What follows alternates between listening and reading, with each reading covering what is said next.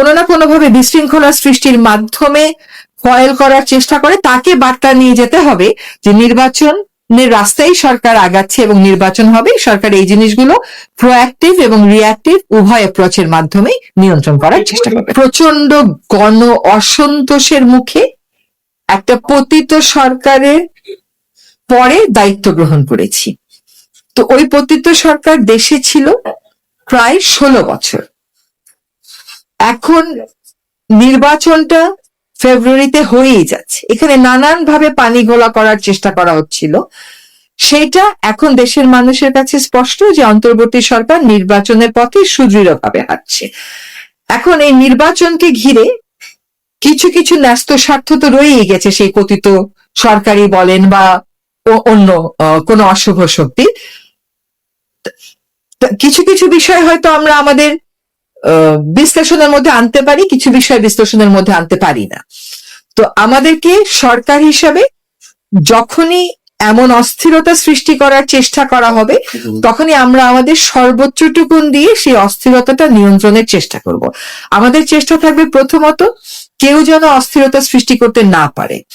তারপরেও যদি অস্থিরতা সৃষ্টি হয়, সেখানে আমাদেরকে রিঅ্যাক্টিভ অ্যাপ্রোচে যাইতে হবে। কাজে এটা দুই ধরনের অ্যাপ্রোচই হবে। প্রোঅ্যাক্টিভ, আমরা প্রথম থেকে বলছি যে আমাদের সর্বোচ্চ চেষ্টা থাকবে সুষ্ঠু এবং শান্তিপূর্ণ নির্বাচনের, আমরা সেদিকেই হাঁটছি।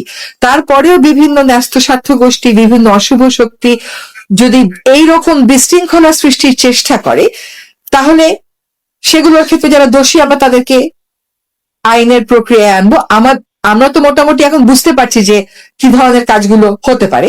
সেখানে আমাদের প্রস্তুতি আমরা আরেকটু বাড়াবো, আমাদের শক্তি আমরা আরেকটু বেশি বাড়িয়ে দেব। ফলে আমরা যেটা আশা করি যে সকলেই নির্বাচনকে সামনে রেখে সর্বোচ্চ সংযম এবং সহনশীলতার পরিচয় দেবে। তারপরেও কেউ যদি জাতীয় স্বার্থকে, নির্বাচনের মতন একটা জাতীয় ইস্যুকে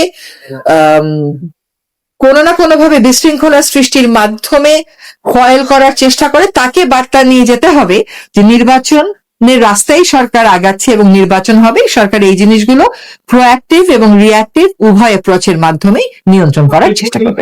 কেউ তো বলেনি সরকারের সিদ্ধান্ত আমরা মানবো না, তাহলে আপনি কেন যদির কথা আনতেছেন? সিদ্ধান্ত তো মানতে হবে। আমি যদি নিজের সিদ্ধান্ত না নিতে পারি, অন্য একজন এক রকমের সিদ্ধান্ত নেয়, আমি আরেক রকমের সিদ্ধান্ত নিই। আমাদেরকে যে একটা দায়িত্ব দেওয়া হয়েছে, সেই দায়িত্ব তো আমাদেরকে পালন করতে দিতে হবে। আমরা দায়িত্ব পালন করি টুয়ার্ডস আ ওয়াইডার কনস্টিটিউয়েন্সি। আমরা তো শুধু আপনার প্রতি আমাদের দায়িত্ব পালন করি না, বা ওনার প্রতি আমাদের দায়িত্ব পালন করি না। জনগণের প্রত্যাশাও তো আমাদের কাছে কিছু আছে, সেগুলো বিবেচনায় নিয়ে, রাজনৈতিক দলগুলোর ভাবনা বিবেচনায় নিয়ে সরকার যেটা ভালো মনে করে সরকার সেই সিদ্ধান্ত নেবে এবং আপনাদেরকে সরকার সেটা নির্বাচনের লেভেল প্লেইং ফিল্ড হচ্ছে না বা সরকারের পক্ষ থেকে এদিকে কোনো গাফিলতি আছে এরকম কিন্তু কেউ বলছে না। খুব অস্পষ্ট ভাবে রাজনৈতিক একটা দুটো কথা হচ্ছে, কিন্তু কেউ দেখাতে পারছে না যে এইটার কারণে আমি মনে করতেছি লেভেল প্লেইং ফিল্ড থাকবে না। সেরকম যদি কেউ দেখাতে পারে যে আমার সুস্পষ্ট অভিযোগ হচ্ছে এইটা, এই কারণে লেভেল প্লেইং ফিল্ড হবে না, আমরা সেখানেও ব্যবস্থা গ্রহণ করব।